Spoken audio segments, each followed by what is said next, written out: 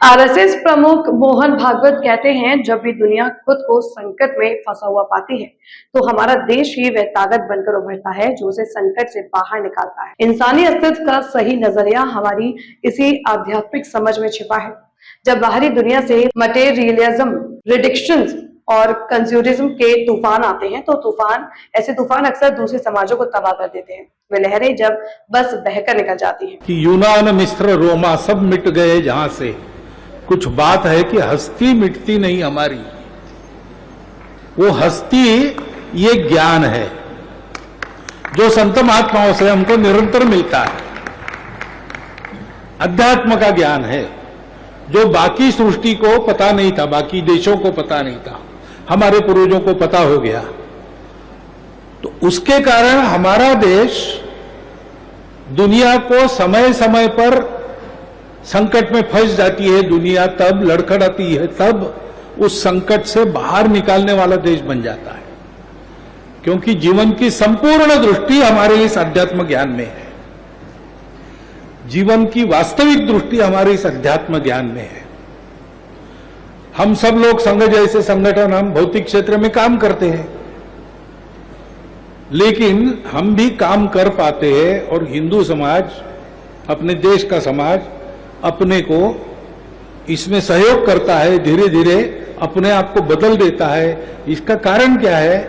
क्योंकि युगानुयुग से हमारे देश में संत, महात्मा, मुनिवर सब लोग समाज को ऐसे तैयार कर रहे हैं। तो बाहर के दुनिया के भौतिकता की, जड़वाद की, उपभोक्तावाद की आंधियां आती है जिसमें बाकी समाज नष्ट हो जाते हैं, लेकिन वो लहर हम पर से आकर चली जाती है, हम वैसे के वैसे कायम रहते हैं। इसका कारण वो अध्यात्म का ज्ञान है और ये संतों के उपकार है। और इसलिए अपनी श्रद्धा को यहां निवेदित करना और संतों के उपदेशों को अपने जीवन में उतारने का प्रयास करना, ये काम हमको करना पड़ता है। हम ऐसा करेंगे तो सामान्य समाज भी उसी वातावरण में वैसा बदल जाएगा। सदा ऐसे होता आया है और आज भी ऐसा हो रहा है। अपने देश की अमरता, हमारे आपके सुख जीवन की गारंटी ये संत महात्मा है।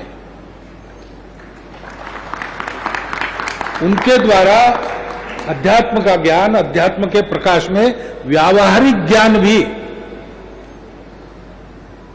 अब मुनिवर इनके सबके गृहस्थी वगैरह नहीं है, गृहस्थी का अनुभव आपको ज्यादा है, ऐसा आपको दिखता भी है और लगता भी है, लेकिन गृहस्थ जीवन में भी कैसे होना चाहिए इसकी सटीक सलाह संतों से मिलती है। और इसलिए ऐसे संतों का अस्तित्व चिरकाल रहे, ये हमने प्रार्थना नित्य करनी चाहिए। सत्संग, संतों का संग, सत्पुरुषों का संग, इससे भी आदमी तर जाता है, ऐसा अपनी परंपरा में कहते हैं। उसका कारण यही है, मूल वहां है। जिन्होंने अध्यात्म को अपने जीवन में प्रत्यक्ष किया है, वो अपने आधिकारिक वाणी से हम लोगों को तरह तरह के समस्याओं में से राह बताते हैं। अध्यात्म आधारित वो राह रहती है, इसलिए वो सही राह रहती है। ऐसे हम है, इसलिए हमारे देश की अमरता का रहस्य इसमें है। और जब तक हमारा देश है तब तक दुनिया का सब ठीक रहेगा, क्योंकि है देह विश्व, आत्मा है भारत माता, सृष्टि प्रलय पर्यंत अमर यह नाता। ये वास्तविकता है और उस भारत को सदैव भारत बनाए रखने का काम हमारे संत महात्माओं की शक्ति के कारण होता है।